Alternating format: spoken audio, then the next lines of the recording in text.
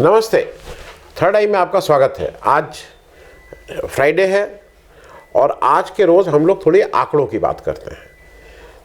तो जो इस समय की स्थिति है और बीजेपी 370 पार, 400 पार, ये सब जो बातें कर रही है, उसको जब अगर आंकड़ों में रख के देखा गया, उसकी टेबल बना के देखा गया, तो बात कुछ और आ रही है। बीजेपी के लिए अगर टेबल पे जाके देखें तो आप इस टेबल के साथ साथ खुद भी चलिएगा, क्योंकि आपको एक लार्जर पिक्चर भी समझना ज़रूरी है इस देश में। बीजेपी, ये बात मैं इसलिए कह रहा हूँ कि बीजेपी आज की तारीख में 200 सीट अगर बीजेपी के आ रही हैं तो वहाँ पे खड़ी हुई है। उससे नीचे कितना खिसकेगी या ऊपर कितना जाएगी, ये बीजेपी को आज उसको कवर करना है। कवर कर पाएगी कि नहीं कर पाएगी, जो मेरे हिसाब से मैं एक एक करके आपको सिलसिलेवार स्टेट वाइज बात कर रहा हूँ। भारत में इस समय 28 स्टेट और 8 यूनियन टेरिटरीज हैं, केंद्र शासित प्रदेश, तो कुल 36 हैं। तो 36 का लेखा जोखा हम लोग करेंगे। तो सबसे पहली एक लिस्ट वो है जहाँ पे बीजेपी या तो जीरो है या मैक्सिमम एक सीट पिछले 2019 के इलेक्शन में थी, और इस बार उसमें कितनी आएगी उसका भी। तो पहला कॉलम हो जा रहा है स्टेट, दूसरा कॉलम हो जा रहा है कितनी सीटें, नंबर ऑफ सीट्स उस स्टेट में कितनी है, तीसरे कॉलम में है कि 2019 में बीजेपी की कितनी सीटें आई थी, और तीसरा कॉलम, लास्ट कॉलम यह है चौथा, कि 2024 में कितनी सीटें आने की उम्मीद है। तो अंडमान से शुरू करते हैं। अंडमान में केवल एक सीट है। बीजेपी की कोई सीट 2019 में नहीं आई थी, इस बार भी नहीं आएगी, आने की कोई उम्मीद नहीं है। आंध्र प्रदेश में 25 सीटें हैं। पिछली बार बीजेपी की कोई सीट नहीं थी, 1% से कम वोट मिला था, इस बार भी कोई सीट आने की संभावना नहीं दिख रही है। चंडीगढ़, बीजेपी की एक सीट थी, और हमारे अनुपम खेर साहब की पत्नी है किरण खेर साहिबा वहाँ से एमपी जीती थी। एक सीट में एक सीट बीजेपी की थी, लेकिन इस बार काफ़ी कुछ संभावना है कि वो बीजेपी की वो सीट रिटेन नहीं कर पाएगी, वो जीत नहीं पाएगी। उसके दो तीन कारण हैं। एक तो जो मेयर इलेक्शन हुआ वो, और दूसरा अगर आपको याद हो कि पिछली बार जब इलेक्शन 2019 में था तो मोदी जी पर्सनली गए थे किरण खेर के लिए, कई बार कहे थे मेरी बहन है और ये है, वहाँ काम कुछ नहीं किया है। ये फिल्मी एक्टरों की एक दिक्कत क्या है कि ये लोग अपनी कंस्टिट्यूंसी में कुछ काम नहीं करते हैं। दादर नगर हवेली, कुल 2 सीटें हैं, वहाँ पे कोई सीट, दादर नगर हवेली और दमन दीव असल में एक साथ अब कर दिया गया। पहले दोनों अलग अलग यूनियन टेरिटरी थी, अब दोनों को एक साथ कर दिया है। दादर नगर हवेली एंड दमन दीव, कुल 2 सीटें। बीजेपी की एक सीट थी दमन दीव वाली, वो मैं मान रहा हूँ कि इस बार फिर से वो रिपीट कर लेंगे दमन दीव, क्योंकि बिल्कुल गुजरात से लगा हुआ है और वहाँ पे बीजेपी उसको जीत जाएगी। गोवा में कुल 2 सीटें, पिछली बार एक सीट बीजेपी जीती थी कांग्रेस, वही स्थिति मैं रख रहा हूँ, एक सीट गोवा में बीजेपी जीतेगी। लद्दाख में एक सीट है। एक्चुअली लद्दाख में जब स्टेट था, जब 2019 का इलेक्शन हुआ तो जम्मू कश्मीर स्टेट का हिस्सा लद्दाख था, अब वो यूनियन टेरिटरी हो गया है। 6 सीट कुल थी उस पुरानी स्टेट में, अब 5 रह गई हैं जम्मू कश्मीर यूनियन टेरिटरी में और 1 लद्दाख की सीट है। लद्दाख में वो सीट बीजेपी पिछली बार जीती थी, लेकिन इस बार जिस तरह के मूवमेंट खड़े हुए हैं, जिस तरह से लोगों में गुस्सा है, उनकी समस्याओं का हल नहीं हो रहा है, तो ये तय है कि बीजेपी नहीं जीतेगी। कोई कांग्रेस वहाँ से जीतेगी ये एक बात नहीं हो रही है, बीजेपी नहीं जीतेगी। अब वो अपना लोकल कुछ लड़ाते हैं, क्या करते हैं, वो देखने वाली बात होगी। केरल, पिछली बार 20 सीटें, कुल 20 सीटें थी, बीजेपी कोई सीट नहीं आई थी, इस बार भी बीजेपी की कोई सीट आने की संभावना दूर दूर तक नहीं है। लक्षद्वीप, एक सीट, 97-98% मुस्लिम आबादी वाला यूनियन टेरिटरी, पिछली बार भी नहीं आई थी, इस बार भी नहीं आएंगे। मणिपुर में 2 सीटें हैं।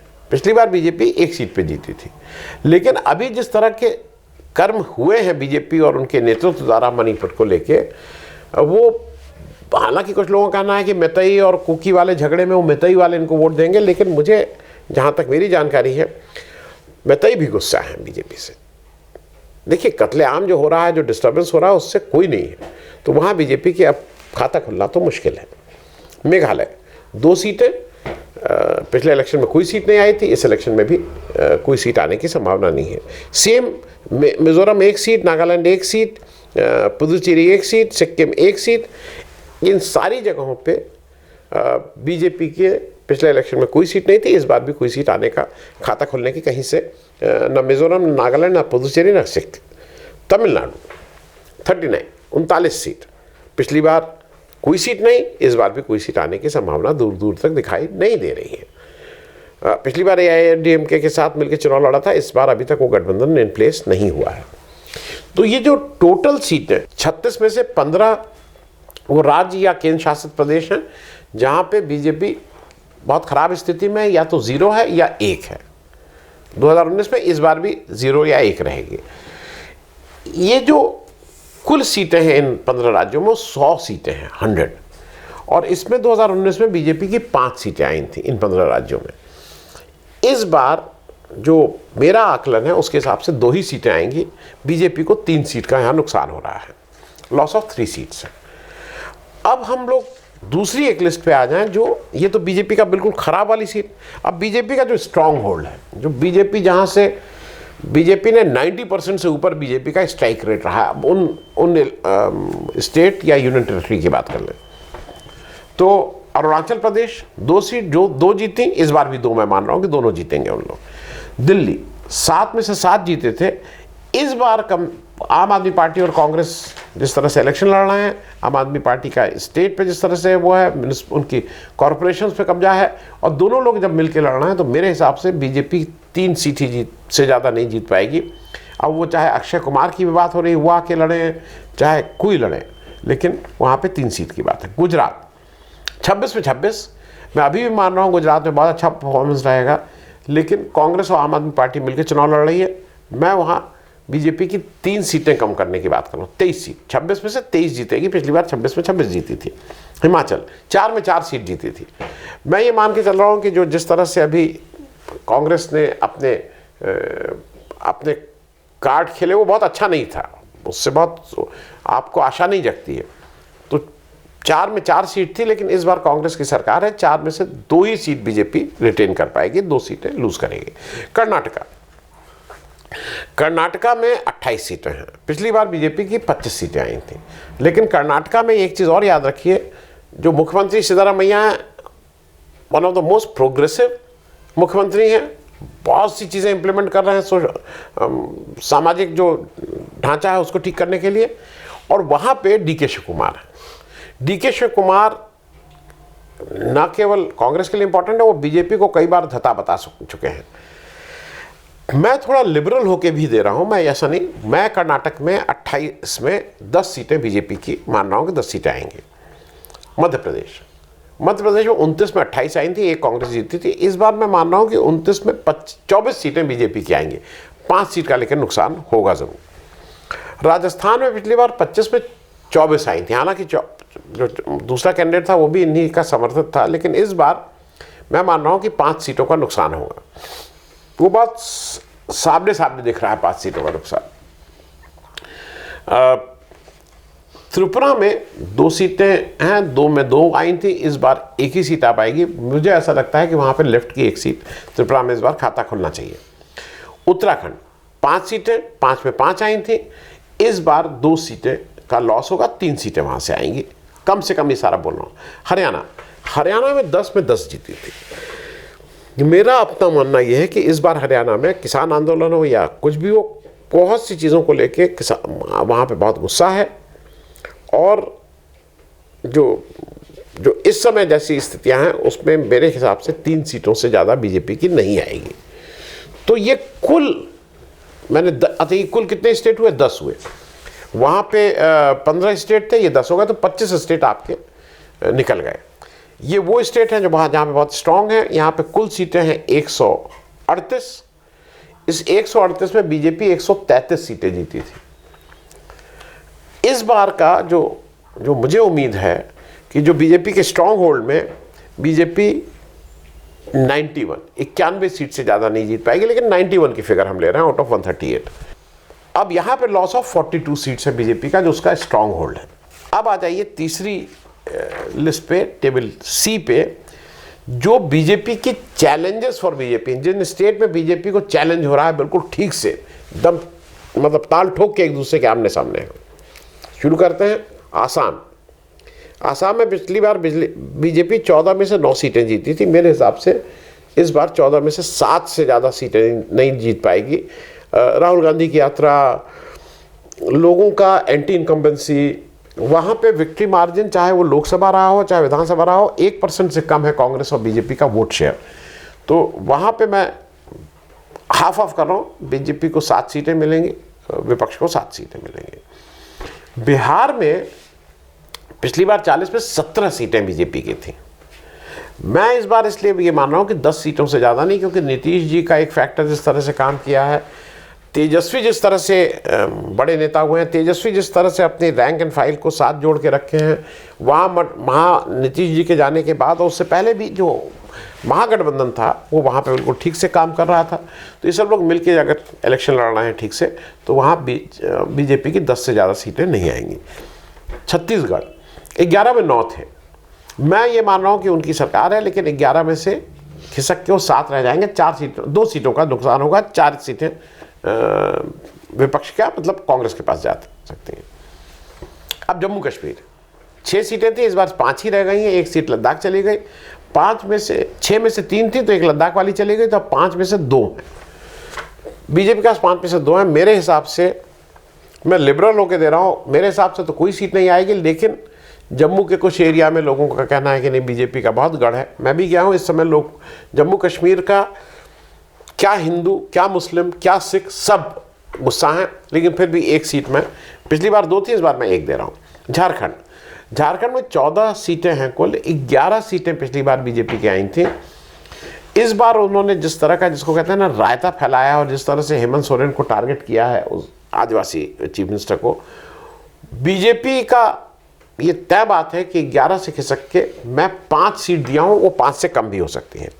महाराष्ट्र, पिछली बार महाराष्ट्र में 48 सीटों में 23 सीट बीजेपी की थी। 23 बीजेपी जीत के आई थी, गठबंधन में चुनाव लड़ा था शिवसेना के साथ। मुझे इस बार ऐसा लगता है कि बीजेपी की, क्योंकि बीजेपी को ज़्यादा सीट भी लड़ानी पड़ेगी। शिंदे जी मांग रहे हैं, शरद पवार के भतीजे जो अजीत पवार हैं वो मांग रहे हैं, सबको अकोमोडेट करते करते बीजेपी की, मैं ये मान रहा हूँ कि कम से कम 11 सीट का नुकसान होगा। 12 सीट से बीजेपी को महाराष्ट्र में मान रहा हूँ। उड़ीसा में 21 सीटें हैं, जिसमें से 8 बीजेपी की थी। इस बार उस पर भी रोक लगेगी, क्योंकि इस बार कांग्रेस वहाँ बेहतर करने की स्थिति में हो रही है। तो मैं हालांकि 3 ही सीट का लॉस कर रहा हूँ, बीजेपी 8 की जगह 5 ही सीट रहेगी। पंजाब में पिछली बार कुल 13 सीटों में से 2 बीजेपी की थी, लेकिन जो बीजेपी जिस तरह से पंजाब को हैंडल कर रही है, जिस तरह से अभी अगर आपको याद हो, संदेश खाली कलकत्ता वाला मामला, मतलब वेस्ट बंगाल का मामला था, उस सिख पुलिस IPS अफसर को किस तरह से बीजेपी के कार्यकर्ताओं ने खालिस्तानी और क्या क्या नहीं कहा, उससे गेम में बहुत फ़र्क पड़ा है। और मेरे हिसाब से पंजाब में जो 2 सीटें आई थी, वो भी इस बार बीजेपी को मिलना मुश्किल होगा। तेलंगाना में पिछले इलेक्शन में बीजेपी को 4 सीट मिली थी। इस बार अगर वो मिलके भी इलेक्शन लड़ते हैं BRS से, तो मेरे हिसाब से 3 सीट रहेंगी। मैं और कम नहीं 1 सीट का नुकसान ज़रूर कर रहा हूँ। यूपी में 80 में 62 सीट पिछली बार थी, 62 बीजेपी की, 2 अपना दल की थी। अब मेरे हिसाब से इस बार बीजेपी की सीट जो हैं वो 50 के अंदर रहेंगे। मैं उसके लिए एक अलग से मैंने वीडियो बनाया है, जहाँ पे मैंने सिलसिलेवार यूपी की सीटों का एक बातचीत आपसे की है, एक उसकी डिटेल आपको समझाने की कोशिश की है। और उन्हीं अभी 51 सीटों की है, जहाँ पे कांग्रेस या सपा के उम्मीदवार तय हो गए, कांग्रेस के टेंटेटिव उम्मीदवार हैं। तो मेरे हिसाब से 62 की जगह इस बार 50 के अंदर बीजेपी को यूपी में संतोष करना होगा। अब आ जाइए वेस्ट बंगाल, जो आखिरी स्टेट है। 42 में से 18 सीटें पिछली बार जीती थी, इस बार डबल डिजिट में तो नहीं पहुंचेंगे, मैंने फिर भी 8 सीटें उनको दी हैं। तो कुल ये राज्य 11 हैं। पहले राज्य जहाँ पे बीजेपी का कुछ लेना देना नहीं 15, 10 राज्य ऐसे जहाँ बीजेपी का स्ट्राइक रेट 90%, और 11 राज्य ऐसे जहाँ पे बीजेपी फाइट कर रही है, चैलेंज दे रही है। ये कुल सीटें 305, बीजेपी की उसमें पिछले इलेक्शन में 165, 50% से ज़्यादा सीटें आई थी। इस बार मेरे हिसाब से 108 सीटें आ रही हैं। ये तीनों मैंने कॉलम दे दिए हैं, आप उसमें भी देख सकते हैं। यहाँ पे बीजेपी को लॉस ऑफ 57 सीट्स हो रहा है। अब मैंने आपको तीनों टेबल बता दी। अब इस 3 टेबल में अगर आप इन 3 को एक जगह कंपाइल करिए तो क्या चीज़ें आ रही हैं। बीजेपी कितनी सीटें, पहली चीज़ ये आ गई कि तीनों मिला के 543 सीटों पे चुनाव हुआ। बीजेपी की 303 सीटें आई। बीजेपी का लॉस कितना हो रहा है, तो टेबल ए के हिसाब से जहाँ पे बीजेपी है ही नहीं वहाँ पे बीजेपी को 3 सीटों का लॉस है। जहाँ पे बीजेपी बहुत स्ट्रांग है, जहाँ पे 138 में 133 सीटें आई थी, वहाँ पे बीजेपी को 42 सीट का नुकसान हो रहा है, 42। और जहाँ पे चैलेंज है, जहाँ पे इंडिया गठबंधन और बीजेपी आमने सामने लड़ रहे हैं, वहाँ पे नुकसान है 57 सीट्स का। तो 3 + 42 + 57 102 सीटों का नुकसान है। अब 303 में अगर 102 आप कम करते हैं तो 201 का आंकड़ा आता है। मतलब एक टेबल में आप देखिए तो बीजेपी 2 सीट पहली टेबल में, टेबल ए, टेबल 2 में 91 सीट्स और टेबल 3 में 108 सीट। तो 2 + 91 + 108 कुल 201 सीट बीजेपी की एज ऑन डेट आ रही है। इसमें मैं चाहूँगा कि आप लोग देखिए, जनरल रिमार्क देने से कि अब तो आएगा तो मोदी, ये सब नहीं, लेकिन स्टेट वाइज अगर किसी को स्टेट में स्पेसिफिक और कोई दे सकता है तो वो फीडबैक, आई रिक्वेस्ट यू कि वो फीडबैक दीजिए। उस स्टेट पे हम लोग फिर से रीवर्क करेंगे। लेकिन एज ऑन डेट 201 सीट क्या का है।